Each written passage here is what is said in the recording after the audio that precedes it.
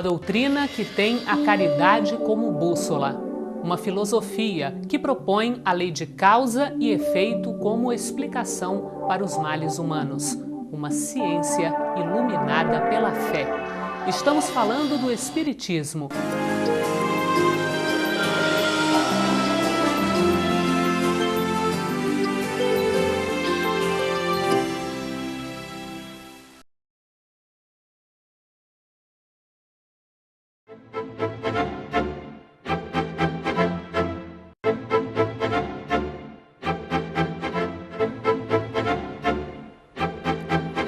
Olá, começa agora o programa Transição e é com muita alegria que contamos com a sua audiência. No programa de hoje vamos falar sobre as mortes de crianças e jovens.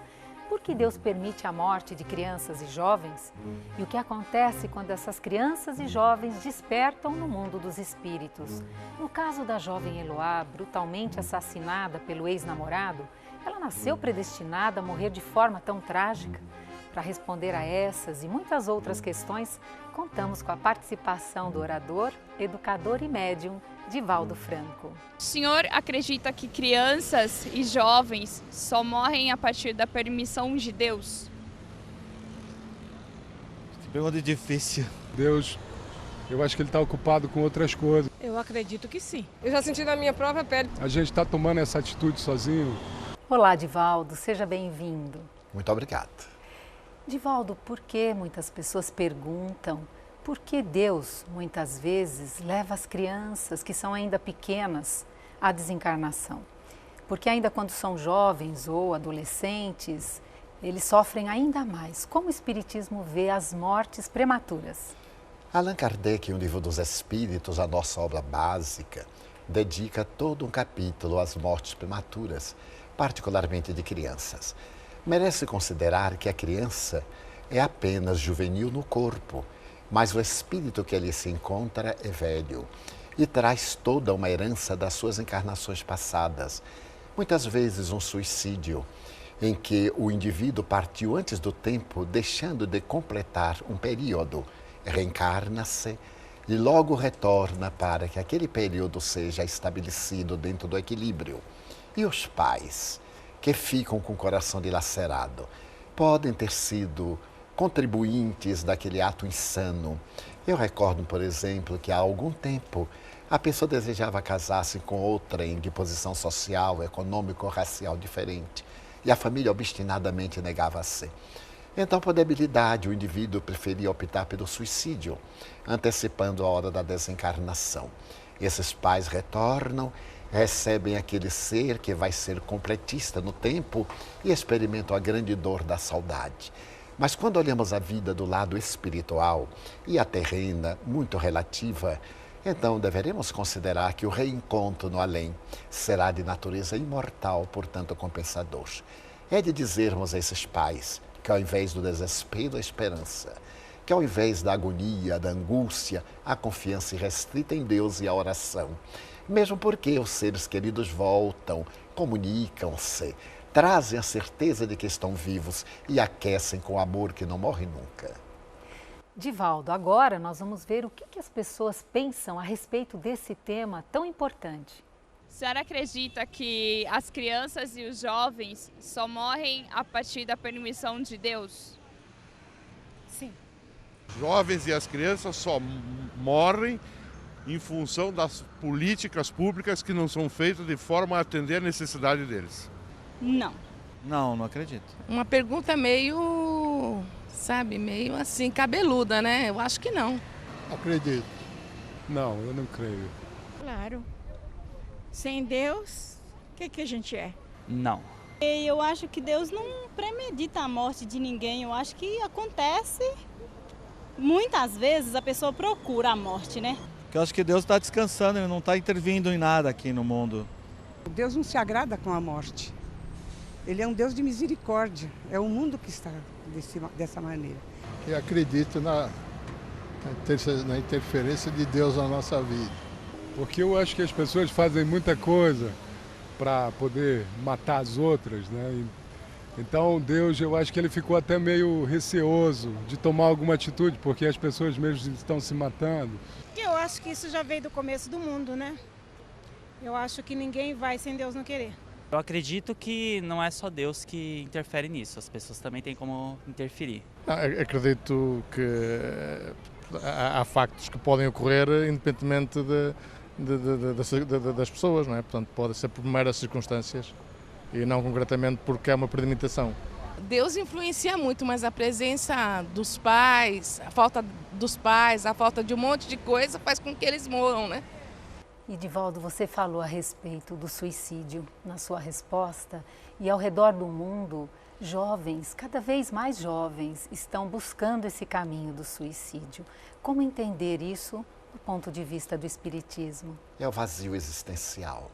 Nós vivemos na época do consumismo, em que os indivíduos valem mais pelo que apresentam do que em realidade o são. E, por consequência, os jovens estão perdendo os padrões de comportamento, porque a sociedade, de certo modo, desde os anos 60, vem sendo abalada profundamente nas suas raízes, o que dará lugar, certamente, a uma nova ética. Aqueles espíritos fragilizados, que ao enfrentar as vicissitudes de uma vida competitiva, em que a beleza momentânea, o sexo desvairado, a droga, constituem mecanismos de fuga, não resistindo às impressões da luta, optam pelo suicídio. A misericórdia divina compadece-se, porque não se trata de um suicídio por ódio, mas sim por falta de valores sociais, desencanto pela vida, frustração, depressão profunda, transtorno do pânico e outros fenômenos psicológicos. Mas ideal será que nós levemos a esses jovens e a todos a mensagem de vida e de esperança. Ser jovem é uma bênção divina e não temos o direito de interromper esse período que vai nos dar a maturidade e a velhice. Divaldo, no Brasil, dados da Unicef, 3,3% das crianças brasileiras morrerão antes de chegar aos 5 anos de idade. Quais seriam os propósitos de Deus ao encaminhar para a reencarnação espíritos que viverão tão poucos anos, ou então a gestação que não chegará ao fim? Porque as crianças desenvolvem doenças graves, como câncer, AIDS e outras. São problemas de reencarnações transatas. Nós deveremos considerar que Allan Kardec disse que a função da reencarnação é intelectualizar a matéria.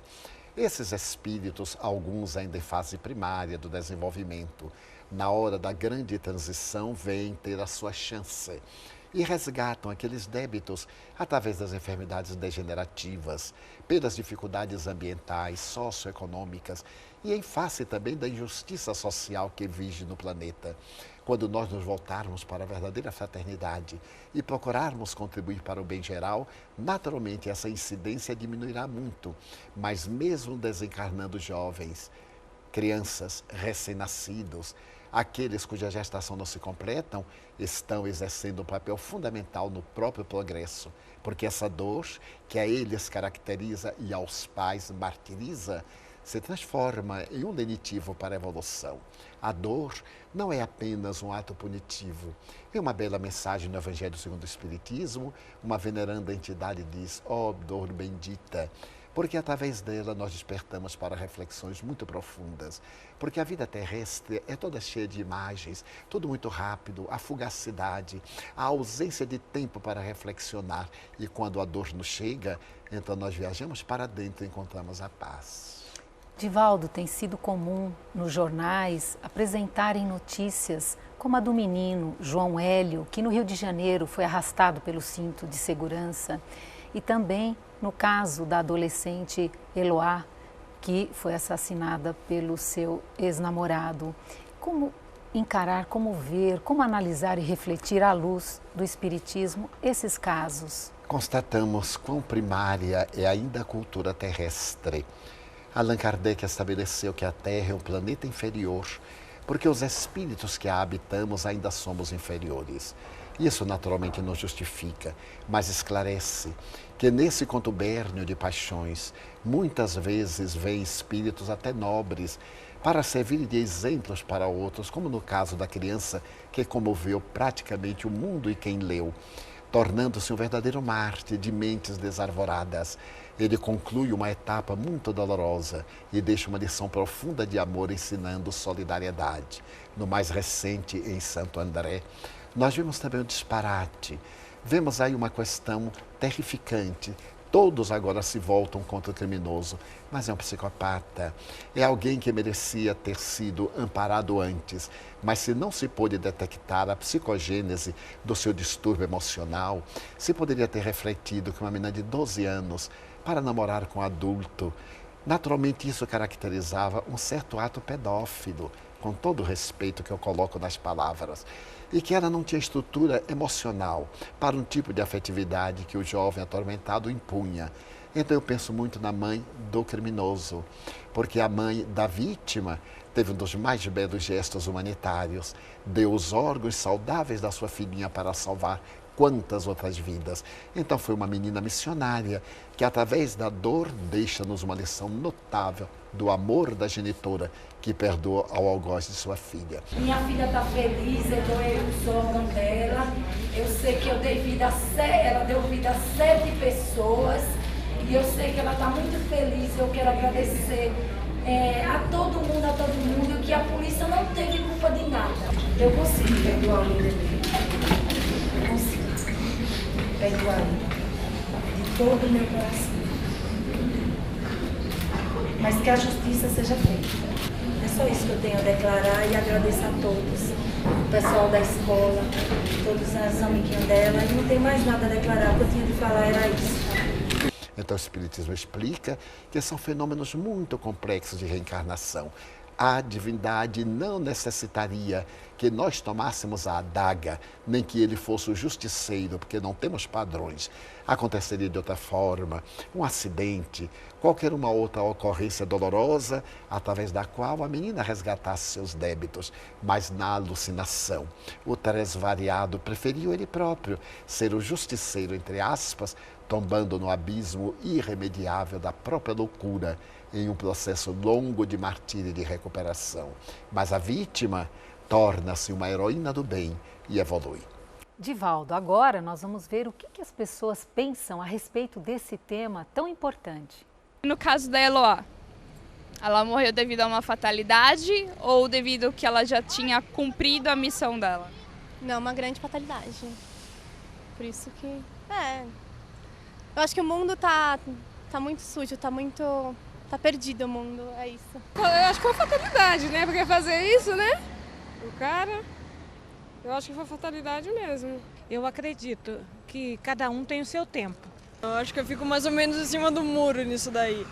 Porque pode ter sido fatalidade, como eu acredito que não tenha sido. Eu acho que foi mais um acerto de contas. Então acho que o dever dela aqui já foi cumprido, né?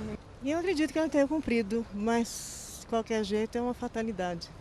Fatalidade, e o pai que mata, eu acho que a lei de Deus existe, a filha também morre do mesmo jeito que o pai é matador. Foi uma fatalidade. Acho que com certeza uma fatalidade, né? Ela passou por um período de sofrimento e eu acho que, não sei, ela não merecia. Eu acho que foi uma fatalidade, talvez. Eu acho que deveria ter evitado, eu acho que poderia sim ter evitado. Acho que a morte, assim, ninguém merece porque já cumpriu a missão. Se ela cumpriu, tinha que ter sido uma morte diferente. O que acontece, Divaldo, quando uma criança em tenra idade acaba indo à desencarnação? Como fica o seu espírito na erraticidade? Logo no princípio adormece e não tem uma noção, porque o espírito não se fixou ainda à indumentária cerebral. E ao despertar, sempre o espírito generoso da família e benfeitores do mundo maior acodem e com o mesmo carinho maternal despertam para a realidade e dão-lhe notícia de que a vida continua. Podem manter o contato através dos sonhos com os pais, com os amigos, mandar mesmo mensagens, como ocorreu através do venerando médium Francisco Cândido Xavier, porque o espírito recobra, de certo modo, a identidade anterior de adulto, não ficando naquela fase infantil. Mas quando seus pais vão desencarnar para o reencontro, assumem a forma infantil, porque era aquela que está na memória dos seus genitores. Obrigada pela sua companhia. O programa Transição, a visão espírita para um novo tempo, chegou ao fim. Hoje nós falamos sobre a morte de crianças e jovens. Na próxima edição tem muito mais para você. Até lá!